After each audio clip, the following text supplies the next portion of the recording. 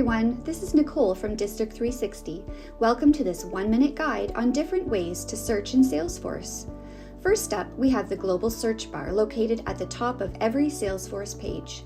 Simply type in your keyword and Salesforce will display relevant results across tabs like Properties, Contacts, Board of Directors, and more. Next, we have the Advanced Search option.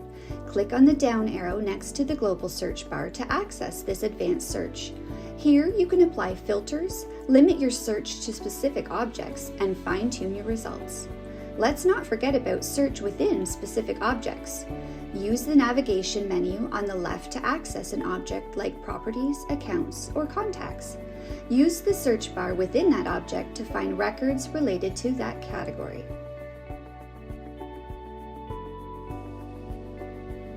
Lastly, we have App Search. When you're looking for a specific application or District360 objects, this is the way to go. Simply click on the App Launcher icon in the top left corner of your screen. Happy searching! For more Salesforce tips and tricks, check out the District360 YouTube channel.